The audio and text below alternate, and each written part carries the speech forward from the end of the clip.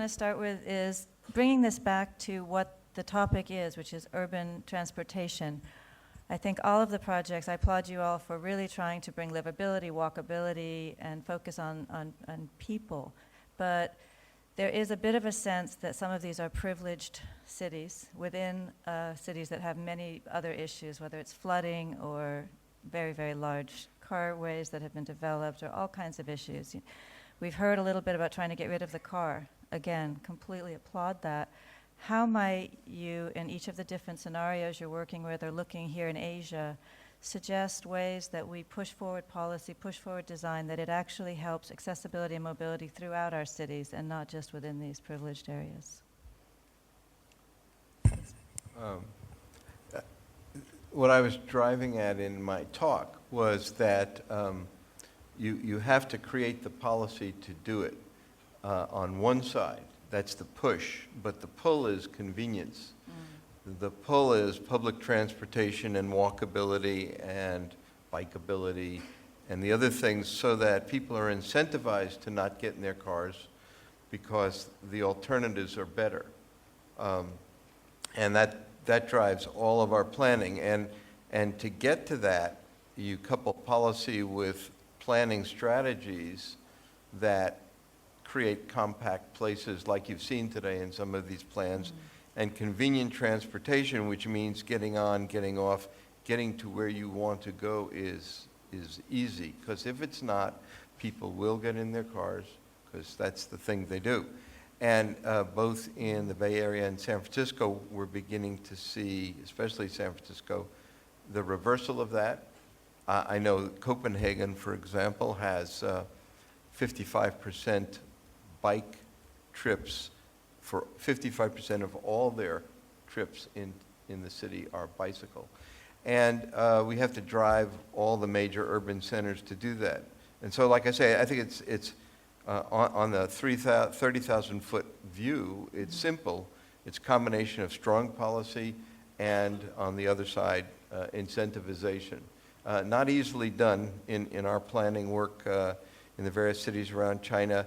There's always fights between the transportation people and the urban planners. And so there has to be a vision, and the vision has to be driven from the very top to get to there. In Jakarta, the challenge is that every plot of development is in isolation. They don't even open the fence to the neighbors. So it's also because of the security reason. So the challenge is actually to change the mindset of the people that in Jakarta at the moment, the case study that I take, there is immobility instead of mobility. So people spend most of the time, 2 hours, 4 hours, maybe more a day to commute just to get to work. And the people that are disadvantaged are the people that, the general community, not people that can buy motorcycle or cars. So to change the people mindset, you have to, what we're trying to do in Jakarta now is that there's a catalyst, there's a investment by the government to put infrastructure. But if that infrastructure is not built or planned correctly, and then it will be a waste if it's not connected or as a catalyst for city or public connectivity. Well, as you could see on our projects, we believe strongly in encouraging the pedestrian in dense cities. And there are so many ways, even in ungrateful climates, to encourage that and to convince clients or governments that to enhance the pedestrian capacity of the areas. And it's by combining a lot of aspects, by diluting the buildings, fragmenting and creating shadow, and it's working. You can convince them, and this is our experience. In the case of Saudi, for example, you mentioned about this privileged little development here, but I guess to implement these changes or these revolutions, if you like, in this particular environment, it is difficult not to start from top down, basically. So in this particular setting here, we recognize that, okay, it is a prestigious, privileged development, but we also understood that in order to change, this is the only place where you can start. And once you can implement such changes at this level, and all these changes will basically trickle down. I would echo some of the sentiments from Christine, and maybe Julian, probably try and direct that at you or at Claude, since you represent the same organization. This thinking and this very wonderful presentation, I think maybe, once again echoing Christine's views, is rather a preserve of the privileged few, because my experience, and I come from the city of Mumbai, which is about 17.5 million people, and the haves and the have-nots, or the rich and poor divide, is ever increasing.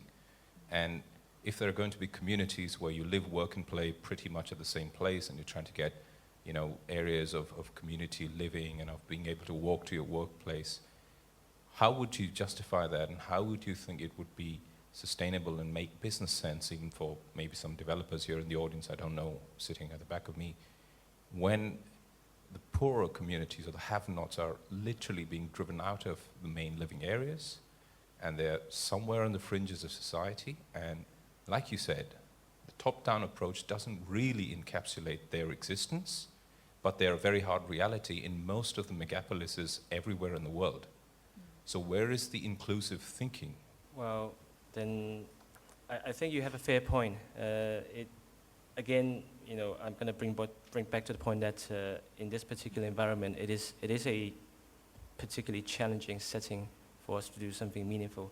But I would challenge you to look at things from another way. Instead of seeing a glass being half empty, we see it half full. So I understand that there are issues regarding people on the fringe, but nonetheless, I guess at some point you need to take a side on where to start. Of course, at the end, you want to achieve a perfect equilibrium, but I guess to say it naively, you could either start from the poor end, or you could start from the rich end, and you just hope that one day, there's a meeting point at somewhere, and finally achieving that equilibrium. I'm not sure if that answers your question, but I guess it's about a point of view. So, I mean, I guess if we're on this topic, would be how might one then expand that thinking, because it is beautiful. It's wonderful to be creating these very diversified spaces that are for people that are pedestrianized. The idea of taking big buildings, making them into smaller buildings that have active spaces, all of this is perfect, and including residential. I think we all, like the live, work, play ideas. Is there any way that one might, for example, suggest that they leave room for another station that could interconnect with their existing stations that then might pull out to the areas around, that things like that, where we have it upon ourselves to suggest ways that this urban transportation can work. That would be one side. And then as far as Jakarta, this is actually quite a different side, but as you're looking and developing this, are you taking into consideration the fact that urbanization is growing from 50% to 75% of the global population, and as you said, the roads, after you built them, were already full. Are you taking that into consideration as you're looking at the transport and public transport solutions, that they are going to be able to grow in time for when they come out? So those would be the two directions. So. The plan for MRT and monorail itself, it will, this is the first.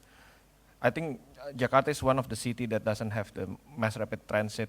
City of mega cities of 10 million. I cannot name any other city that doesn't have. The challenge is that those two main public transports now is built in isolation. Actually, they are not speaking to each other. They're not interconnecting. So your point is very good, because at the moment we have a huge network of rail system that connect to the greater metropolitan area. What is non-existent is actually the city center transportation system for mid-range travel. And also also a hub, transportation hub that that you do in Transbay, which is quite wonderful. There's a fast train going into the city, and then from there people disperse and go to their destination. So at the moment, I think this infrastructure is desperately needed in city like us, as the land price already increased very high, and the density already been given without any without minimum with very minimum public investment in infrastructure. So the challenge is actually now it's the planning stage itself. The planning while we are building. That's the challenge.